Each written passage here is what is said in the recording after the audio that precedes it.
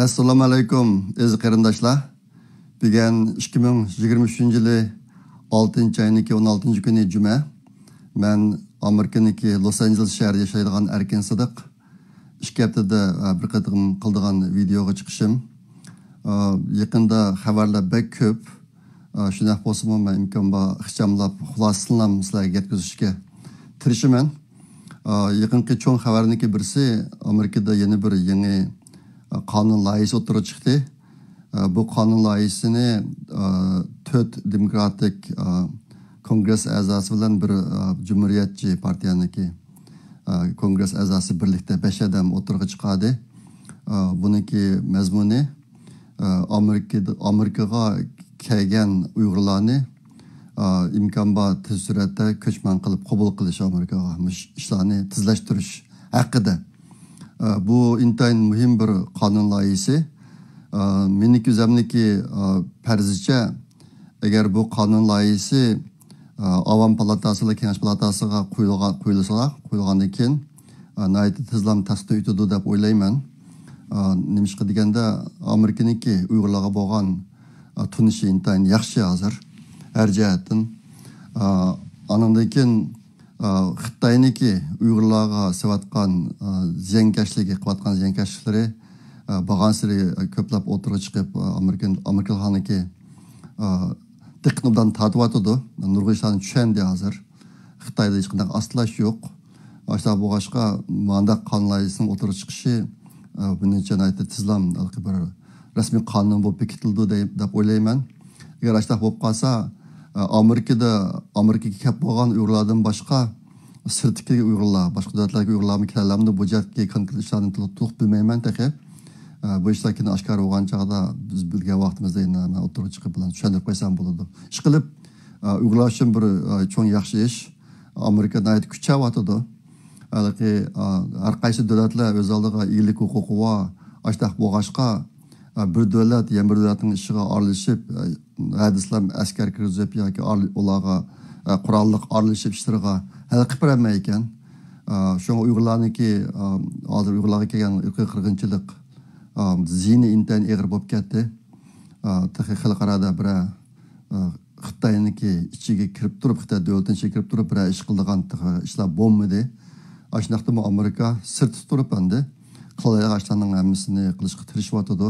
Mana shu jihat ilingan bir qadam Uyg'urlar uchun bir cho'ng yaxshi ish. Shunga buni bir deb qo'ydim. Yaqinda bo'lgan yana bir cho'ng ish, bu men uchun bo'lgan bir ish. Shu chorshanba kuni 2 kun oldida bizning idorada bir yangi tur planini o'tirib qo'yib muzokara qildigan bir yig'in bo'ldi. Bu yig'inga 100 odam qatnashdi. NASA'niki bosh shtabining odamlari bor. Asosligi bir odam bir yangi plan o'tirib qo'ydi. U planni o'zi yolg'iz tuzgan emas, bir guruh odamlar tuzgan. 1 yillik, 2 yillik, 3 yillik yoki uzun muddatli degandek. Bu planni tushuntirdi. Shuni qilib bo'lgandan keyin NASA'dagilar bir top odam buniki muzokara qilib, bu plan yaxshimi emasmi? Buni pul ajratsak bo'ladi bo'lmamdi? Degan pulni bersak bo'ladi bo'lmamdi degandek mana bir jarayon endi. Plan o'tirib qo'yib, shu orqali bir yangi turini yo'lga qo'yadigan bir jarayon. Shunda men qatnashayotgan bir turma bordi. U turniki boshlig'i bizniki planimizni o'tirib qo'ydi yig'inda. Bu men videoda qatnashdim sirtdan. Endi bu yerda sizlarga deb qo'ymoqchi bo'lgan bir narsam o'tgan nazrat degan mush planga mening ismimni atab turib kirgizgan buningga.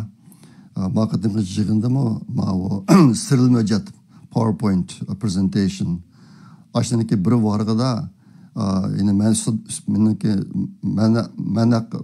menin üstümde alayda toxtulup bu projektniki başlığı biraz düşünce verdi. Hazır Amerika'da şu her xil milletlerindeki beraberliki cihette intan qattiq talab bor idoralarga. Bulupmu hükümet oralarga bek küçük talab bor. Biz her yıl bir qatim terbiyevi ders alımız bu şahta. 1 saatlik ders.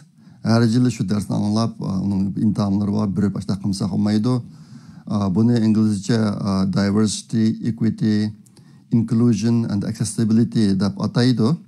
Diversity degeni milletlarniki rangdarlığı. Her xil milletlarning o'z ichiga elish degan gap.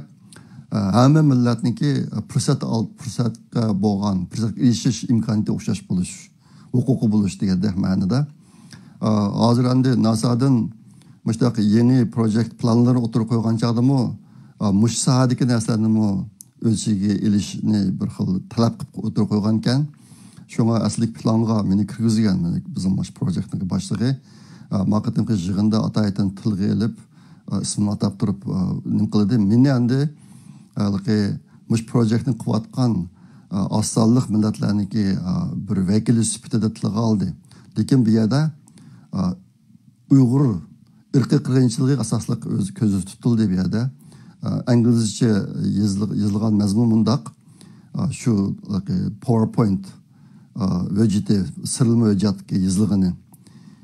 We note with pride that Dr. Erkan Sadık is an internationally recognized advocate for the rights of the oppressed Uyghur people in China.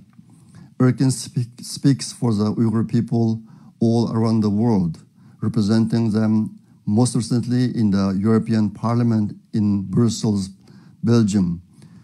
Bununki mazmuni şu Erkan Sadık xalqarada tunulgan bir Uyghur faaliyetçi, Uyg'urlarning kishilik huquqi asosida ishlayotgan bir faaliyetçi. Bu yaqinda Brusselda ichilgan bir Yevropa parlamentiniki bir yig'ilishidami şey berib so'zladi degan mazmunda. Bu yerda oppressed Uyghur people degan gap bor. Zulmga uchragan Uyg'ur xalqi degan. Shularniki kishilik huquq uchun kurash qilyotdi deb. Endi bizningki idora JPL'dan NASAga yo'llangan bir projektniki planiga bundaq mazmunni kirgizishi hamda mush planni muzokara qiladigan yig'inda mening ismimni atab turib buni tushundirishi bu naydi bir cho'ng ish shaxsan men uchun u kunisi intayin hayajonlandim o'zim. Bu deymiz bu safarim uzun bo'ldi endi. Men sizlarga o'tgan hazrat tepagan 2018-yili men Uyg'ur davosiga, siyosiy davosiga oshkora kirgan vaqtimda, oshkora o'tirib chiqqan vaqtimda ansirgan xizmatimdan bir ehtimollik bor edi. NASAda birsi siyosat, yana birsi din bu jihatdagi ishlarni shu NASAning ichida qisib bo'lmaydi. Bu jihatda bizga qo'yilgan talab bor. Ashta bo'g'ashqa men NASAda ishlab turib bu ishlarni qilyapman. Ehtimal kim meni xizmatdan chiqartishi mumkin degan andishim bor edi men. Ashunday bo'lsa-mu millatning beshig'i bunday ig'ir kun kelgan chog'da xizmatimdan ayrilib qolsam mayli deb o'tirib chiqqan endi.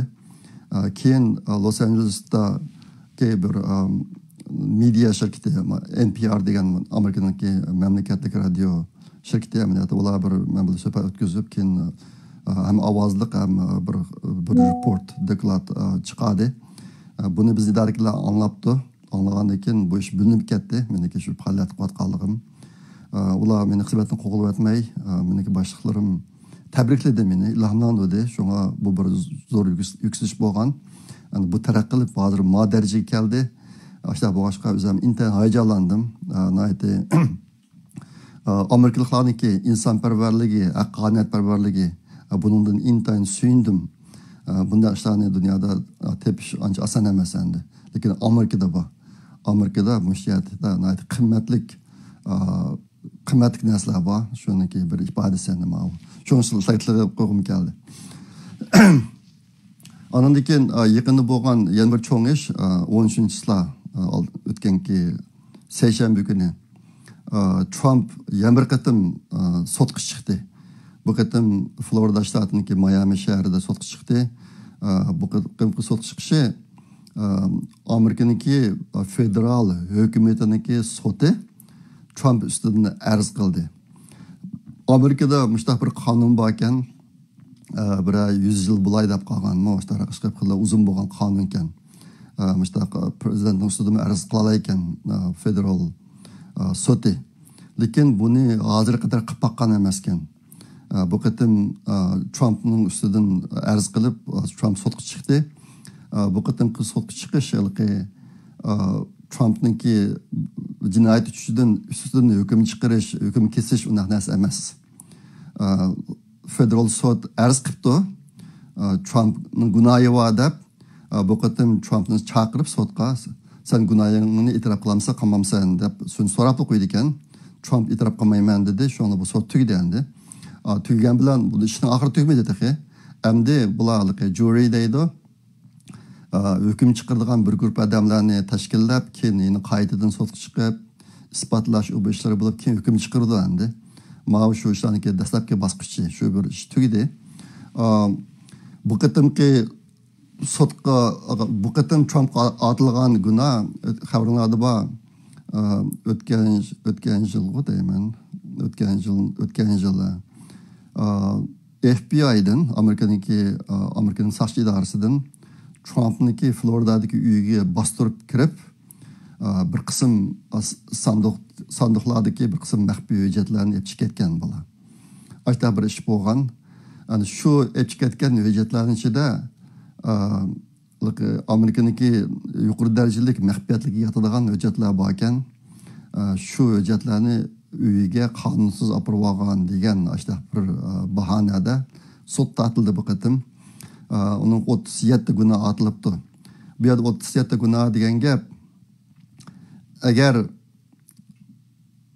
Trump Amerika hukumatiniki maxfiy hujjatlarini uyga olib olgan degan kategoriya bo'yicha qilsa, bu gunoh asli bir bo'lishi kerak. Undan boshqa yana bir gunohsi bor ekan, bir qatam Amerikaniki Ironga hujum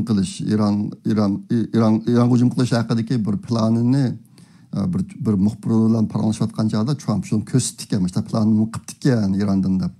Trump boshqalarga urushishga, boshqalarga qarshi harbiy ish yapirishga qarshi odam bu. Ayni vaqtda Iroq urushini intan qattiq ayblagan Trump. Mana shu xildagi narsa Amerika burun shunday planlarni qilib qo'ygan ekan, Trump uni u ishlarni to'sib degan narsani qilgan, shu bir muxbir bilan kurashayotgan chog'da ko'rsatdi ekan Amerikaning planini. U chog'da u muxbir Trump'ning deganlarini ovozini evilitdi telefoniga. Trump uni bilmamni o'qimayman, shu degan gaplar bor ekan, shular hammasi evilib bu qatam shuni bir xil jinoyat qilib chiqdi. Endi cho'ng kategoriya, mening tushunishimcha, agar cho'ng kategoriya bo'yicha gunoh otilgan bo'lsa, ikkili gunohsi bo'lishi kerakda. Birisi hujjatni olib olganligi, ikkinchisi bu Amerikaning maxfiy hujjatini bir muxbirga ko'rsatganligi. Lekin bu az qolganlar unda qolmaydi ekan. Trump masalan Trumpniki olib olgan hujjatlardan 37 xil hujjat bor bo'lsa, har birisini ayrim tizibdi. Masalan, dengiz armiyasiga oid hujjatni olib olgan, havo armiyasiga oid hujjatni olib olgan degandek. Aslında har birisini birdan gunoh deb otdi ekan buningga. Aslında 37 chiqirdi ekan endi. O'tgan qatim Trumpni sudga tortgan chog'dami, uningga 44 mi gunoh otilgan. Bu 44 gunoh nima desanglar? Trump advokatniki boshqalarga xashlagan pulisini qaytarib bergan vaqtida 44 ga bo'lib qaytaribdi ekan pulni. $300,000 deb pulga deyman men esimga. Shu pulni 44 qatam qaytarsa, har bir qatamligini bir gunoh deb otgan endi. Ashuna o'xshashlar ish endi. Bu ishlar xili murakkab tushunishga, lekin ba'zi ahvollar bor, masalan, debki aslida Amerikaniki siyosatiga oid narsalar ancha demay degandim. Lekin biz endi bu paranglar xalqaro chiqdi. Bundan lekin bir mazgil mushta paranglar bo'ladi Amerikaniki siyosati haqida.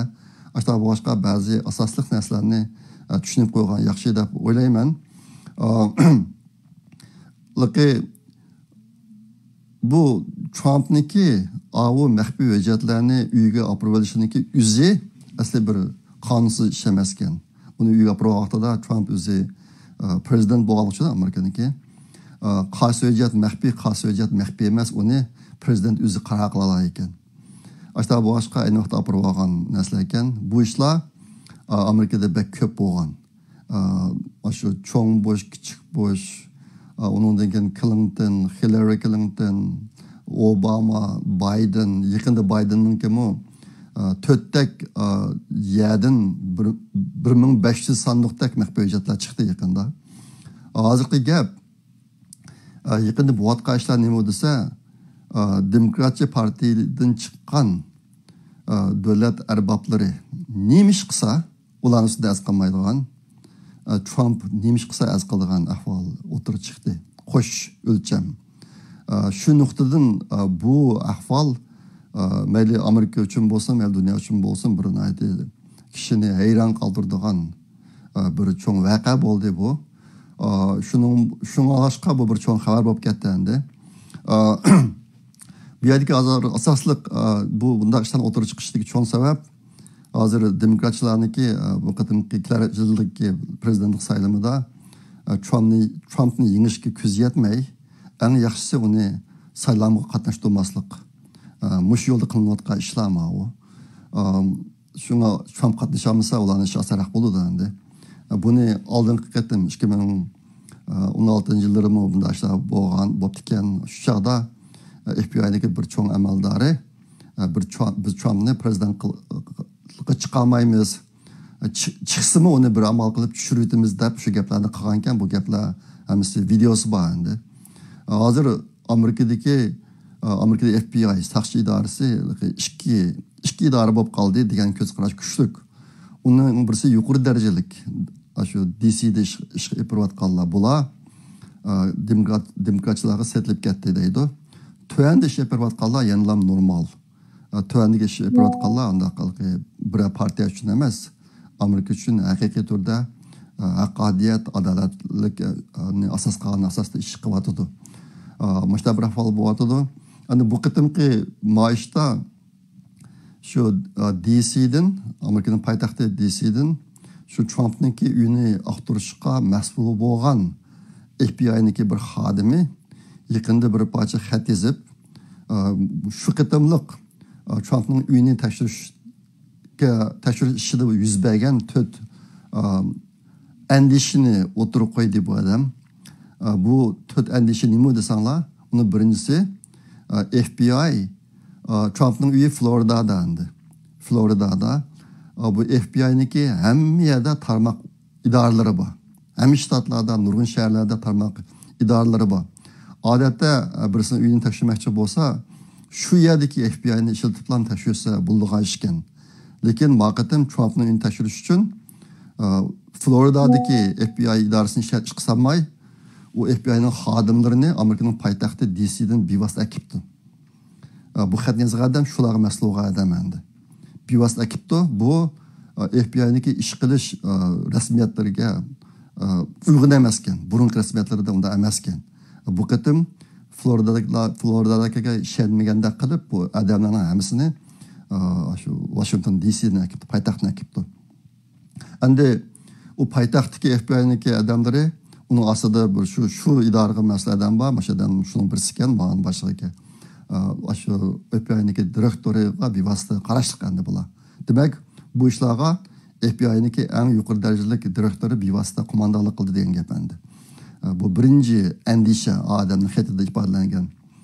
Ikkinchisi, bundaq bir prezidentning uyini aqtirishdek bundaq cho'ng ishlarda chuqur FBI bira advokatni bilib aytish kerak ekan.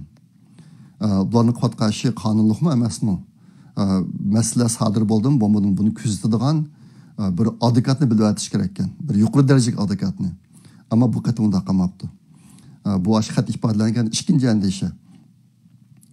Üçüncüsü, bundaq Amerikada bir adamning uyini tekshirishdan burun u uyning egasiga xabar qilib, oldindan biz pokoni kuni soat manchida boramiz uyinga, inshaalloh basaq bo'lamdi deb uy egasiniki ruxsatini olish kerak. Lekin bu qatim bundaq qilmabdi. Bu ishlarning hammasi tuyuqsizlarga yuz beribdi. Trumpning uyida yo'q vaqtida ashta yuz beribdi. Ashta boshqa bumi FBI'niki odatdagi ish qilish qoidalariga uyg'un emas deyilibdi hatta. Anından keyin shu uyni aqtirgan tashviga vaqtlarda uy egasidan birasi qarab turish kerak ekan. Bu narsalarni ular topdim degan narsalar rost uyda bor narsalarmi yoki buni tashuvchilar elib berib uyga qo'yib buni biz bundan narsani topdik deb olamdi degan. Aştaq məsələlərdən saqlanish uchun uyninki egisidən birisi qarab turish kerak ekan. Lekin maqadimki uy tekshirishda Trump'nınki uydagi hamma odamlarni uydan chiqib etib sirtqa. Hech qanday odamni ko'ngil qo'ymay turib o'zlari tekshirgan bo'lar. Shunga madamniki mushta bir xati bor ekan, xatda mushta bir xatni yozibdi yaqinda. Aşta bu boshqa hozir endi Trump'nınki uyini tekshirishni uzlamki qonunsiz u yerda isbot deb tepilgan narsalarni isbot qilib ishlatkil bo'lmaydi sotda degan gaplar o'tirib chiqyotdi. Şuna bu jihatda bir qism gaplarni anglaysizlar. Bundan keyin aşta bu boshqa bunu sizlarga biroz deb qo'ydim. Amerikada Presidential Archive Act degan bir qonun bor ekan. Prezident hujjatlari qonuni degan. Aşta qonun bo'yicha qaragan chog'da Trump'ning qilgani qonunsiz emas. Amerikadagi hamma bir prezidentlari burun, prezident, muavin prezidentlari hammasi bunday ishlar qilib boqqan. Bunun ichida biroz jinoyatga yetadigan ishni Hillary Clinton qilgan. Sizlarga o'tgan dafada men Hillary Clinton 15 mingdak emaillarni idoraniki Amerika hukumatidagi kompyuterdan o'zining uyidagi bir serverga akib olgan ekan. Serverni uyda shaxsiy server bo'lsin bo'ladi. Xudoliki kompyuter mulozimat shirkatlardagi kompyuterni uyga akib olsin bo'ladi odatda. Bizniki Amerikada bir inimiz bor. Uyg'urlar uchun nihoyat kerakli bo'lgan bir yumshoq detalni ta'minlayotgan inimiz. Bu inimizning uyida server bor. Shu yumshoq detallarni hammasi o'shaning uyida turadi. Uydan biz ishlatayotganimiz shu uydagi kompyuterni ishlatamiz endi. Uning bir yaxshi yeri mulozimat shirkatlarida vaqa chiqsimi, bu endi vaqa chiqmaydi o'zi uyda bo'lg'ashqa. Obdan bexatarligi yaxshiroq ekan, davomli ishlatgan bo'ldi degandek. Hillary Clinton olib o'tgan kompyuter yuziga olib olib, bütün emaillarni uyga olib olgan ekan. 2016-yili saylam vaqtlarida bu ishlar pashib qilib, keyin tashirimiz degan chog'da Hillary o'ziniki bir qancha yonfonlarini va kompyuterni bo'lqib urib chiqayotgan. Ashta qilib bu ishdan qutulib ketdi. Uni sud tatmidi qatilamkin. Ishqilib bu yerda hozirgi odamni eng azoblaydigan, eng andisha soladigan narsa Amerika sistemadagi buzilish. Men o'tgan sizlarga mazraf dedim. Shu kategoriyadagi ishlar hozir Trump'niki maxfiy hujjatlarni uyiga olib bo'lishidan kelgan ziyon bilan so'zlagan chog'da demokratlarniki bunday ishlarni qilib Amerikaniki qonun sistemasiga bo'lgan xalqning ishonchisini yo'q qilib etish, vayron qilib etish buning ziyni bek cho'ng Amerika uchun. Dunyo uchun ham shunday. Shunga ajoyib ishlar bo'ldi yaqinda.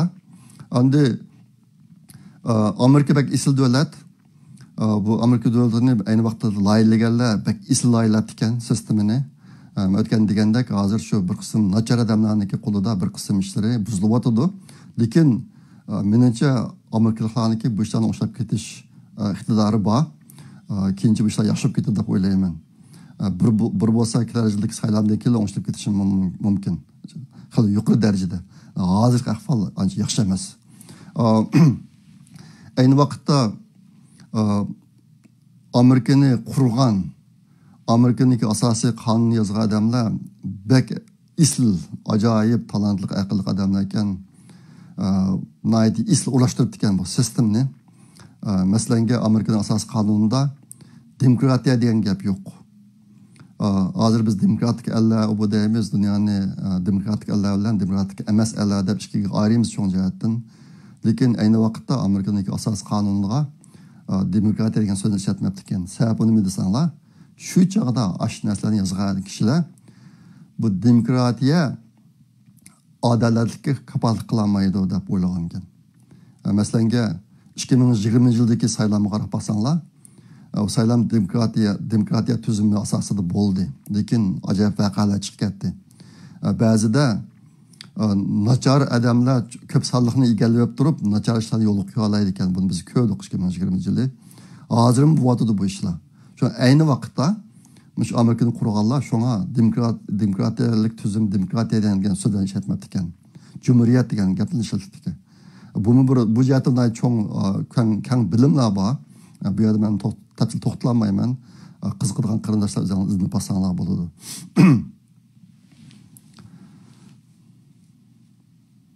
Şu hozirgi asosiy masala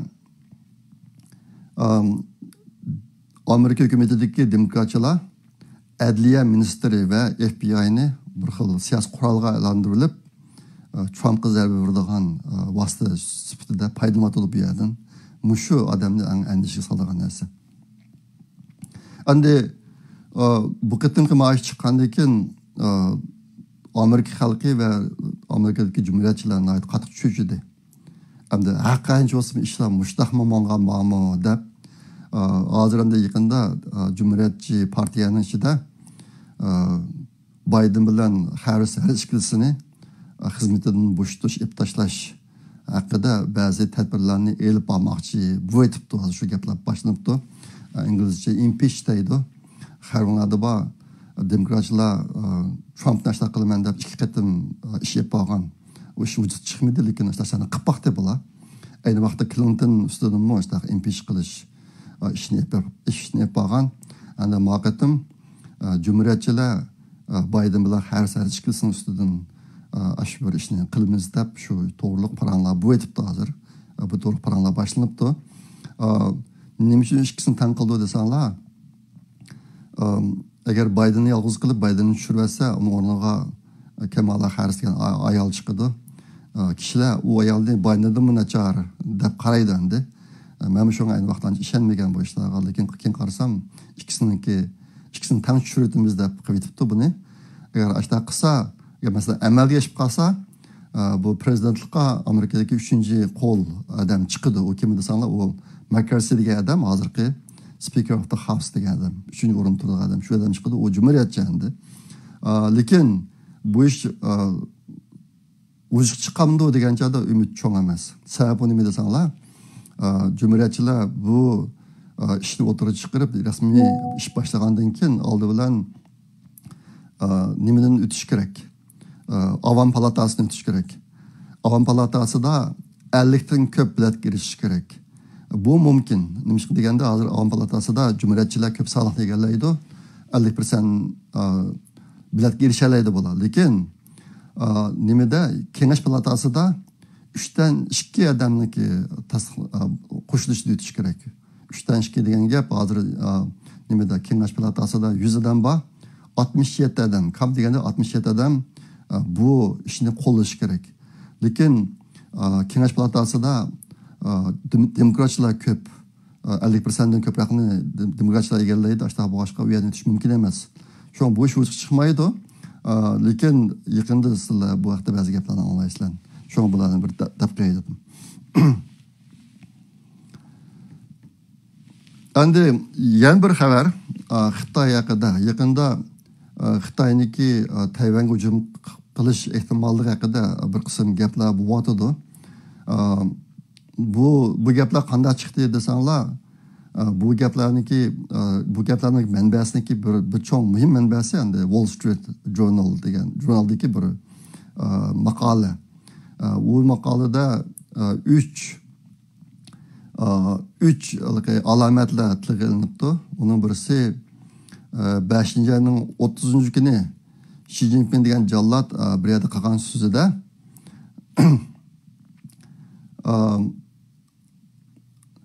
alayda ahvollar uchun tayyorlik ko'rish chaqiriqini qildi. Ve jiduan chinquang zojun ve deydi. Alayda ahvollarga, favqulodda ahvollarga tayyorlik ko'rish chaqirig'ini qildi. Bu joyda 5-30 kuni bir qatam bo'ldi. 6-7 kuni Xi Jinping degan jallod ishki Mongoliyaga borgan vaqtida, so'z qilgan vaqtida yeni mushkatni tilga oldi. Xitoy xalqi alayda ahvolga tayyorlik ko'rish kerak deb.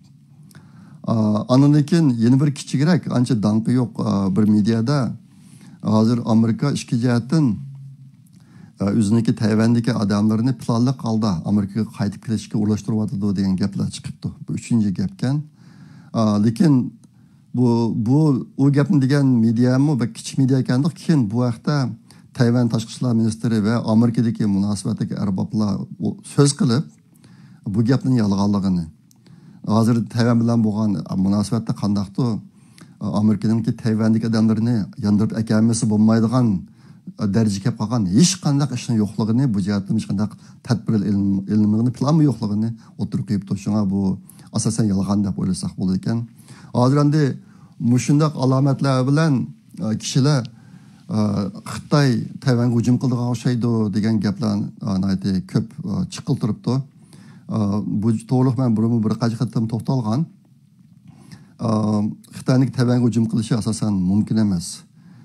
Bu yerda qandaqdir Xi Jinping degan jallatniki Tayvanga hujum qilgisi bormi yo'qmi degan masala emas bu yerda. Xitoyni kuch yetmaydi. Xitoyni kuch yetgan bo'lsa, xuddi Rossiyaga o'xshash bütün dunyoni qartib qo'yib turib Xitoy allaqachon Tayvanga hujum qilib bo'ladi, kuch yetmaydi. Ana bu ashtaq andan keyin Tayvanga hujum qilish, Xitoyning Tayvanga hujum qilishi Xitoy Kompartiya hokimiyatiniki oxirlashdan darak beradi. Buni men sizlarga nashqatim dedim. Mushaqda yana ozroqcha tushuncha berib qo'ygan. Qarindoshlar mushaqda bu gapni olgan chog'da mush narsalarni tutsang bo'ladi. Agar Xitoylar agar Tayvanga hujum qilishga tayyorlanayotgan bo'lsa, hozir Xitoylar oldi bilan shu taraqqiyotgan ellarga solgan mablag'larini qaytarib kelishni boshlaydi.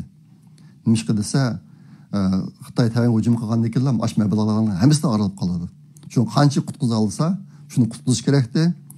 Andan keyin Xitoy Kompartiya hokimiyatiningki oil tabialari Amerikadan ketish kerakdi. Bugün degandek nəhayət jiq Kompartiya hökumət amaldorlariniki, xotin ballari, aşınları niki Amerikada, şahları Amerikada var. Amerika'nın nurgun pulu var bulaniki. Şu adamlarını, şu pullarını qaytarib ketish kerakdi. Unda qilmasa, urush partlagandan keyin bu adamlarniki balıqlarni hammasini to'ntib qo'ydi Amerika. Shunga uni qilmay turib Tayvanga hujum qilmaydi. Bu bir alomat endi biz ko'rib bo'lgan. Ana üçüncüsü teşviqatni kuchaytirdi Xitoy. Davlat ichiga va sirt qaratgan teşviqatni kuchaytirdi. Nima uchun Tayvanga hujum qilmoqchi ekanligi haqida. Bu to'g'riliq bizniki qarab qarapasaq bo'lgan eng yaqinqi misol Rossiyaniki Ukrainaga kirishi. Ukrainaga kirishdan burun Rossiya ko'p ogohlanishlarni bergan Ukrainaga. Nimaga NATOga kirma, uni qilma, buni qilma degandek. Biz Ruslar hozir xatar ostida bu degandek nurg'un tashqatlarni qilgan bo'lar. Ashli qilib ona kirgan. Agar Xitoyning bu Tayvanga kirgisi bor bo'lsa, mushtatlarda bir qism tashqat ishlarini qiladi. Çünkü bunda işler mevcut demesi hazır. Andi Xitoyniki şu Tayvanga uruşu degan paranlardan to'qash o'g'rilmoqchi bo'lgan taraflari bor. U nima desanglar, Tayvanda yine bu yılın içinde bir saylan bulundu. Şu nima Tayvandaki prezidentini saylaydigan bir saylan bulundu. Xitoy hozir bütün kuchi bilan aşı saylamda Xitoyparast, Xitoy bilan birlashishni xohlaydigan bir odamni o'tirib chiqarishni umid qilib harakat qilyapti bular. Bular mush paranlardan shu to'g'riliq foydalanmoqchi. Masalan, Tayvanda bir qalamqanchiliklarni paydo qilib yoki Tayvanlarni qo'rqitib, zodi biz Xitoyga moyil odamni saylamasak, bizniki taqdirimiz chatoqkan, bizniki kelgusimiz chatoqkan deb, shu Xitoyparast odamni tartibga chiqarish uchun mush jihatda harakat qilyapti Xitoy. Shunga bu Xitoy uchun foydali bo'lgan bir ishmish shu. Agar Xitoy shu Tayvandagi buga urush ishlaridan foydalanyapti desak, mush foydalanishimiz uchun bir muhim narsa.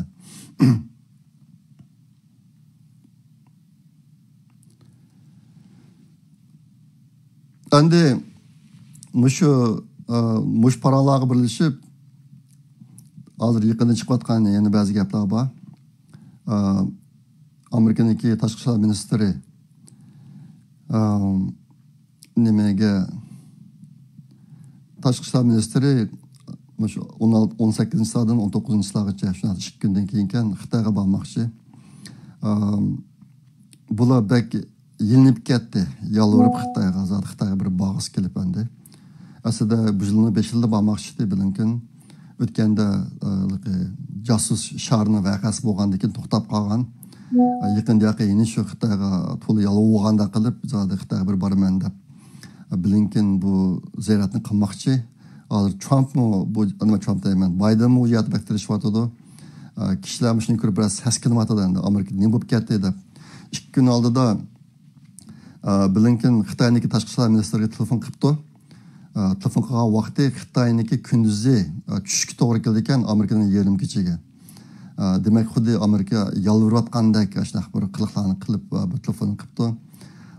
Andan keyin necha kunning mobaynida Amerikaniki Xitoyga qaratgan bir qism savdo cheklamalarini bo'shatyotdi degan gaplar o'tirib chiqdi. Masalan, Amerika hozir Koreya bilan Tayvanniki Xitoyda elib berayotgan yerim o'tkazgich zapchastlariniki savdosini cheklashni bir yil kechikdi degan gap o'tirib chiqdi.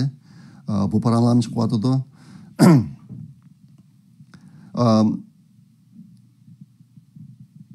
Ashta boshqa kishilar mushlarni birlashtirib turib, Amerika xuddi Xitoyga bo'lgan qattiq qo'llig'ini yumshatayotgandek ahvollar o'tirib chiqyapti hozir. Agar kishilar umumiylik ahvolni tushunmasa, tezlam mushtaq bir narsaga xulosa kelib qoladi hozir. Lekin agar umumiylik ahvolni tushunsanlar, unda ishlar ancha mavjud emas. Hozir Amerika Xitoyga qaratgan siyosat jihatda bo'shab qilayotgan ishlar yo'q. Bu bir qism ishlar, zarur ishlar. Masalan, bu yerda qandaqdir Amerikadan Xitoyga eksport qilayotgan yerim o'tkazgich zapchastlarni to'xtatmaslik degan narsa yo'q. Faqat Koreya bilan Tayvanniki savdosini bir yil kechiktirish, to'xtatib qo'ymay, hozir bizni kechiktirish. Bu sabab nima desanglar, hozir mana shu yerim o'tkazgich zapchastlarni ishlab chiqaradigan zavodlarning hammasi Xitoyda. Amerika ishlatayotgan zapchastlar Xitoyda chiqadi hozirmi. Ularni bir xil to'xtatsa, Amerikaning ishlab chiqarishini to'xtaydi bu sohadagi. O'tganda mana shu yerim o'tkazgich zapchastlar qisib ketib, Amerikada mashina yo'q. Setildigan mashina intayin ozib ketib, ikkinchi qo'l mashina ishlatgan mashinalarning bahosi o'sib ketib, nurg'a ishlar bo'lib ketdi. Shunga iqtisodiy jihatda temponi saqlash uchun ba'zi qadamlarni sal astaraq olmasa bo'lmaydi ekan. Shunga yaqinda bo'layotgan ishlar shuniki shu sohadagi ishlar ekan. Ondan bu qatim agar Blinken Xitoyga borsimi, biz keyin ko'ramiz necha kundan keyin.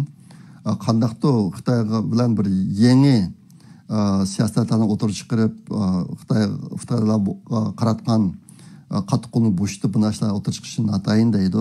Faqatlam burun bulinayotgan gaplarni ta'kidlaydi deydi. Masalan, Tayvanga hujum qilma, Tayvanga hujum qilsa kurdan kunim va degandek. Xitoyning o'zining burundab kelayotgan kitoblar shuni takrorlab, bu bir qandaqdir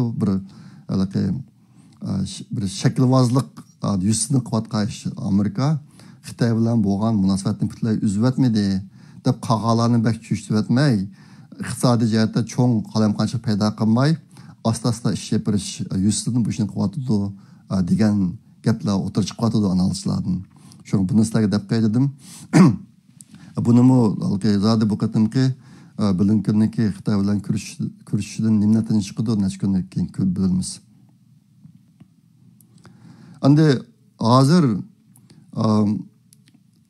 Xi Jinping degan jallatni Tayvanga hujum qilishga qistavotgan hech qanday bir tashqi kuch yo'q. Tashqi kuch deganim Xi Jinpingdan boshqa endi. Mayli Xitoy davlat ichida bo'lsin yoki xalqaro bo'lsin. Mushtaq bir ahvolda Xi Jinping degan jallat bir urush boshlandi degan joyda mumkin emas. Abatini azroq sabablarini deb qo'ydim. Endi bunikini boshqa sabablarim bor, bu yerda azroq deb qo'yay.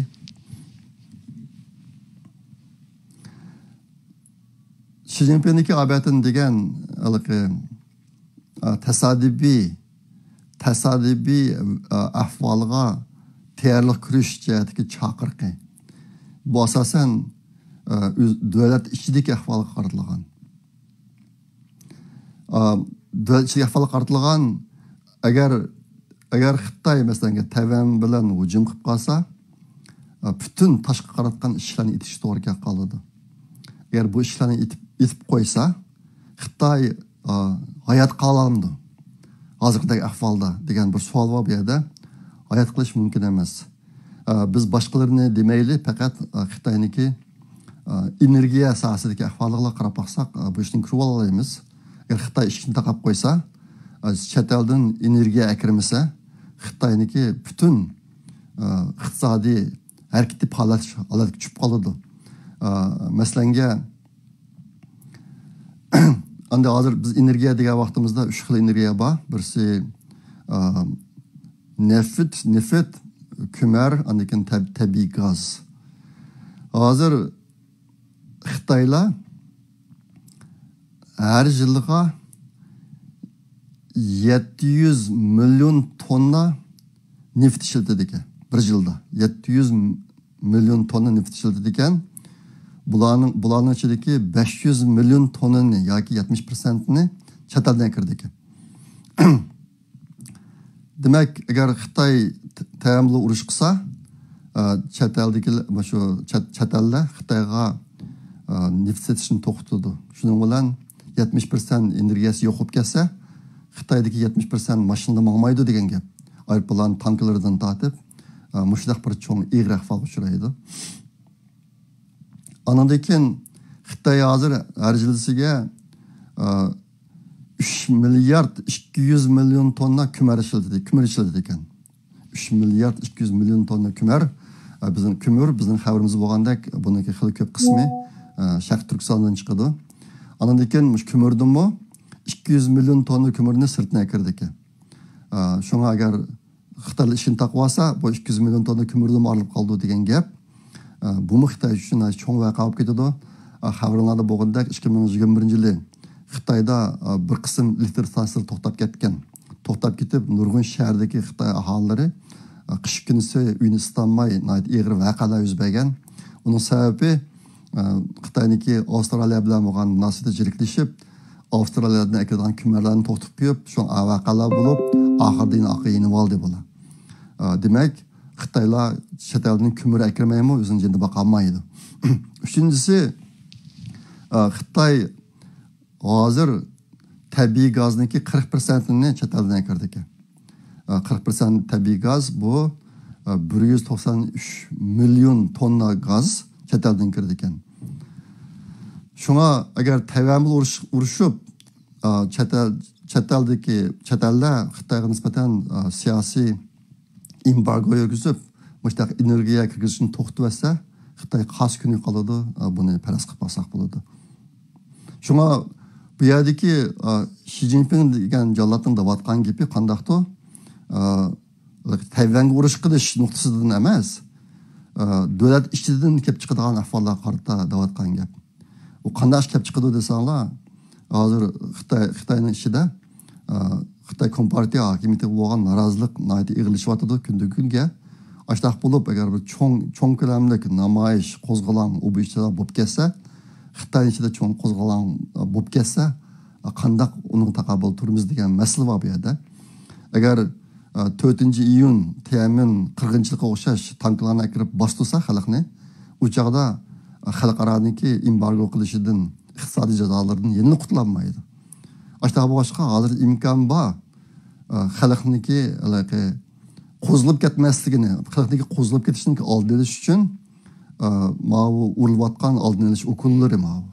Shu bu gaplarning hammasi davlat ichiga qaratilgan, chet elga emas. Qisqasi Xitoydagi cho'ng masala chet eldan chiqmaydi, Tayvandan chiqmaydi, Xitoyning o'z ichidan chiqadi. Hozirgi ahvol mushtarak bo'lib ketyapti. Andan keyin yana bir narsa, o'tganda men Amerikaniki davlat qarzi haqida gapirib bergan sizlarga. Nurg'un kishilar u gaplarni anglasa, bu Amerikani cho'ng qiyinchilik qilib qolibdi deb o'ylaydi. Amaliyotda Xitoyning qiyinchiligi Amerikadan jiq ko'p. Masalanga hozir Xitoyniki davlat qarzi 44 trilyon 44,9 trilyon dollarga beribdi Xitoyning qarzi. Bu Xitoyniki davlat kiriminiki 295% ga to'g'ri kelgan, GDP'niki 295%ga.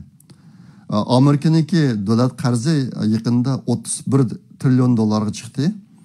Bu Amerikaniki yillik davlat kiriminiki 150% ga to'g'ri kelgan, GDP'ning 150%. Xitoyniki 295%, 300% ga yaqin. Amerikadan birasi ig'ir degan gap endi. Ashta bu boshqa Xitoyniki bu jihatdagi ahvoli hargizmi Amerikadagidan yaxshi emas, Amerikadan ko'p nachar. Anikin sistema jihatdan Amerikada mushtaq masalalarni hal qilib normal davlatning normal etmenish qobiliyatiga ega Amerika. Lekin Xitoy unday emas. Agar Xitoyda sal ozroqcha qilayotgan chiqib qolsa, nayt cho'ng voqealar yuz beradi. Bu jihatda Xitoy ahvoli Amerikadagidan ko'p nachar. Hozir yaqinda Xitoyda tez suratda taraqqiy etgan bir ahvol. Xitoydagi nima? Pul xashlash ozayib, kishilar qo'rqib, iqtisodda tushib ketayotgan vaqtida pul xashlashni azaytib, qarzlarni qaytarish ishlarini kuchli darajada olib berilyapti hozir. Mushohadasi kuchayib turibdi kun-kunga. Bu pul xashlamasa zavod ishlab chiqargan mallar setilmaydi. Mallar setilmasa zavodlar ishlarni qisqartirish to'g'ri keladi. Ishchilar ishsiz qolib qolsa, ular xashlagan pul yo'q. Ashning bilan bir nachar İngilizce cycle deydi, bir nachar aylanish yuz berib, purjun simanning oldida iqtisod so'ng qarab mangadigan gap endi. Hozir Xitoyning yuz kelayotgan ahvolimiz shu. Bu jihatda uyg'urlardagi iqtisodshunoslarning biroz tushuncha bahsi bo'ladi. Maslaga mushtiq deb qo'yay. 6-oyning 14-kuni Amerikada bir dağlıq media bor, Business Insider degan gap. Business Insider degan. Shu e'lon qilgan bir maqolada hozir Xitoyning iqtisodi dunyodagi har qanday odamniki tafakkur qila olgan darajadan jiq tuvan, jiq nachar deydi. Hozir Xitoyning iqtisodiy ahvolining nacharlashishini hech kim tasavvur qila olmaydi hozir deydi. Shu darajada eg'ir krizis qarab ketyapti Xitoyda. Boshqa bir maqola chiqdi. Andan keyin shu Amerikaniki Xitoy bilan bo'lgan Amerikaning Xitoyga qaratgan strategik siyosati haqida tunugun 15-yilda bir narsa chiqdi. Amerikaniki prezident yordamchisi Kurt Campbell degan kishi anadan tashqi ishlar Assistant Secretary of State deydi. Tashqi ishlarning muavin sekretari u kishi nimaga mas'ul ekan? Sharqiy Osiyoga, anadan Tinch okean rayonlariga mas'ul kishi ekan, Daniel Crittenbrick deydi. Amerikaniki Xitoyga qaratgan strategiyasi haqida bir umumyuzlik tushuncha berdi tunugun. Bu torbetada bor, bu muxbirlarga e'lon qilgan narsa ekan. Men mushning ulanmasini chaplab qo'yay, shu videoni ostiga ko'p qilgan ingliz bildiganlar. Amaliyotda uyg'urlarchiligi shu Xitoyni tadqiq qilgan ziyolilar bu ishdan tafsili xabardor bo'lish kerak. Amerika zodi nima yo'lni tutyapti Xitoy qarta degan mushuni muhim bir hujjatlarni tunugun chiqqan. Endi buningda o'tirib qo'yilgan bir qancha muhim narsalar bor. Men shuni qisqacha aytay. Bu narsani endi Blinken'niki Xitoyga bo'lgan ziyoratiga ulgurtib o'tirib chiqargan narsa bu. Tunugun chiqibdi. Xabarlarda bor Xi Jinping degan jallod hozir Xitoy ko'tarilib g'arb cho'kyotdi degan gaplarni ko'p qilgan. Yaqinqi natijalanishida Amerika bo'lsa, yo'q, unday emas deb ma'nosini o'tirg'i chiqadi hozir. Endi Amerikaning tutgan yo'li Xitoy bilan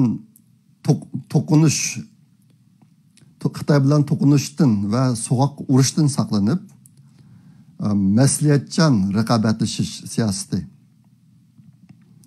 To'qinish va so'g'oq urushdan saqlanib, masliyatchan raqobatlashish siyosati. Amerika buni mush deb atayotdi. Yevropa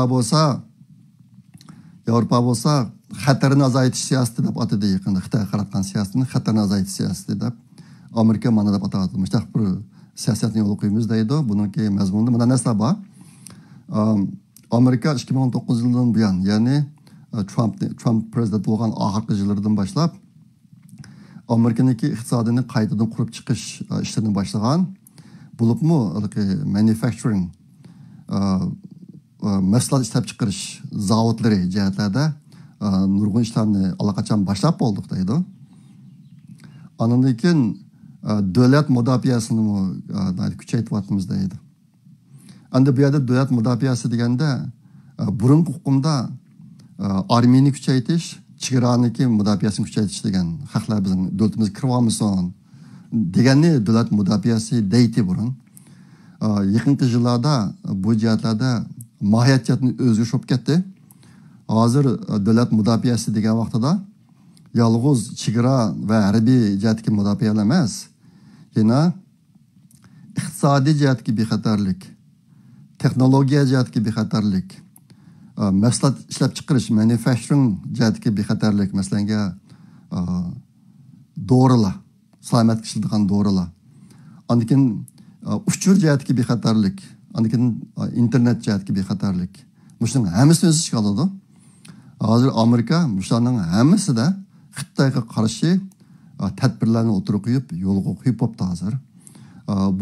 Bu to'g'riliq tafsilga to'xtalishga mening vaqtim yo'q bo'lgan.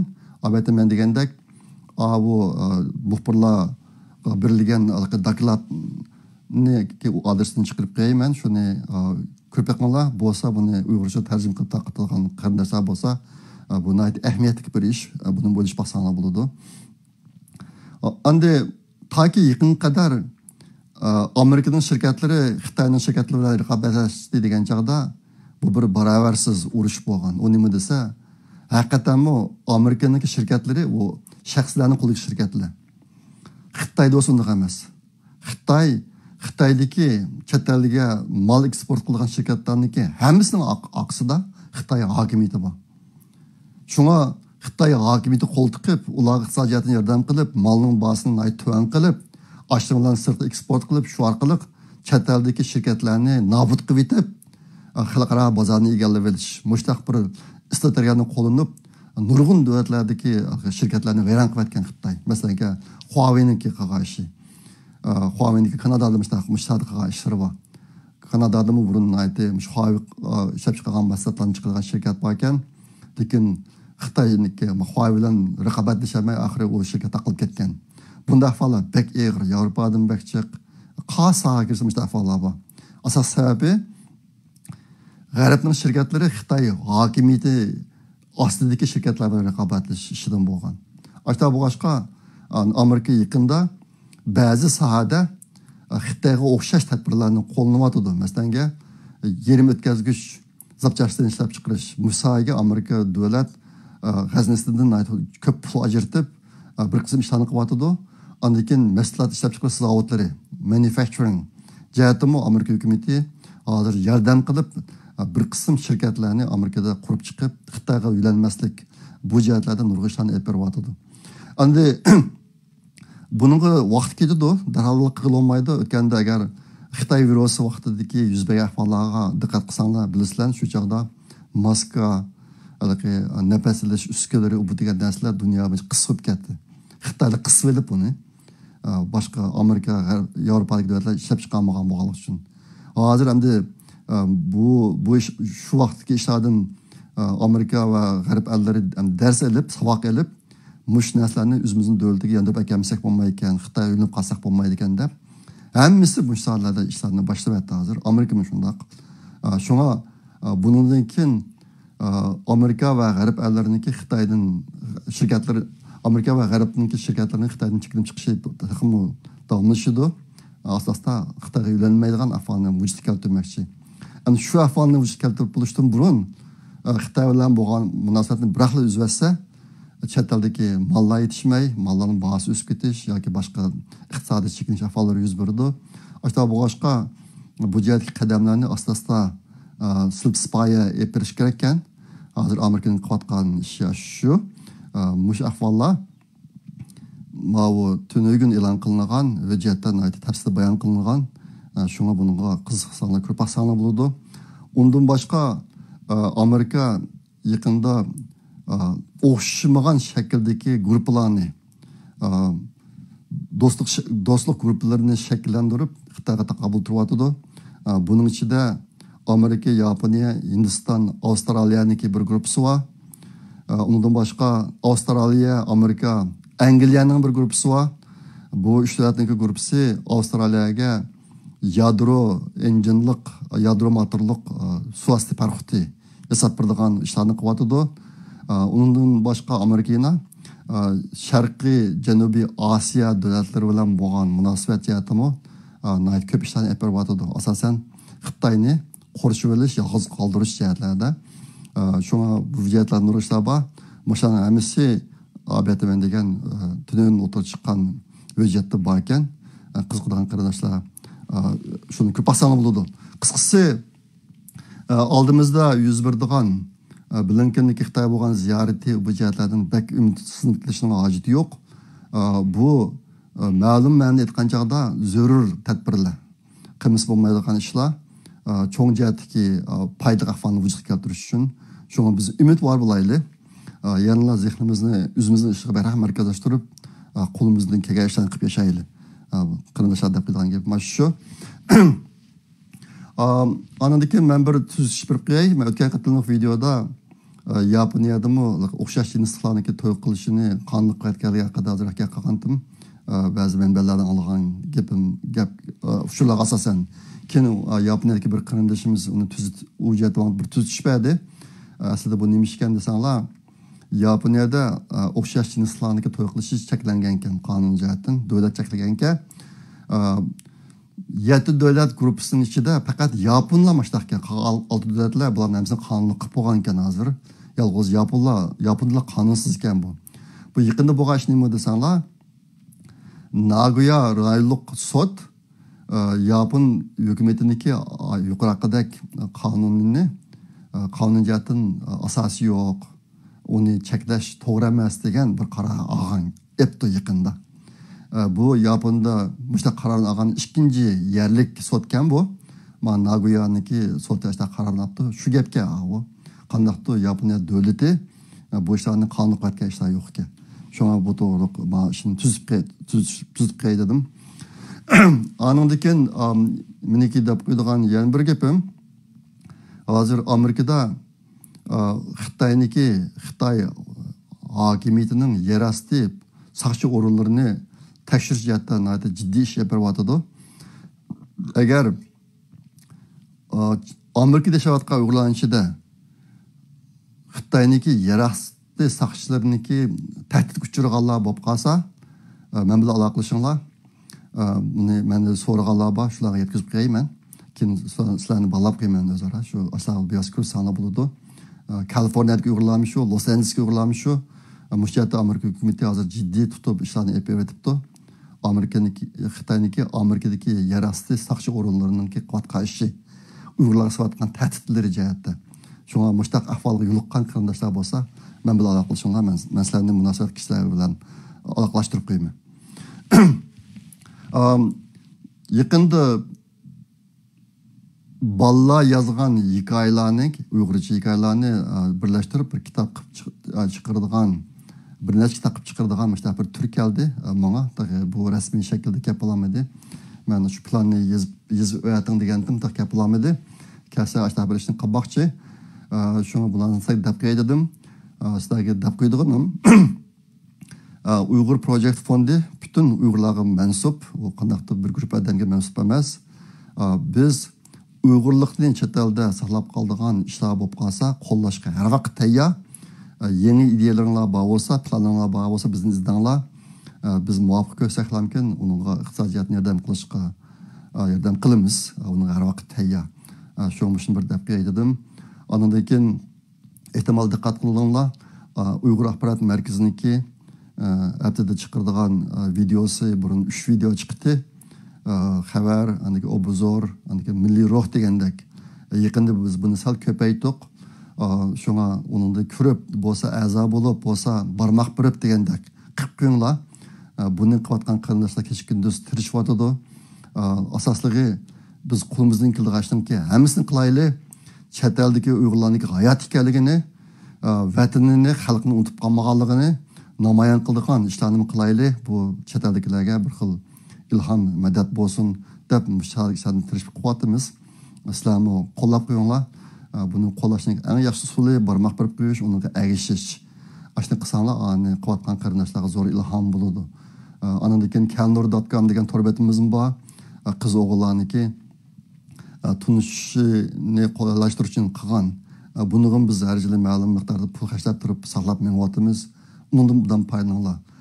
Undan boshqa yine biz qılalaydigan, biz yordam qiladigan ishlar olib qolsa bizni izdanglar, biz har vaqt tayyor. Bu demsa, degan bu shunchalik so'zlay. Kelar qatim ko'rishguncha omon bo'linglar. Xayr, xo'sh, Allohga omonat.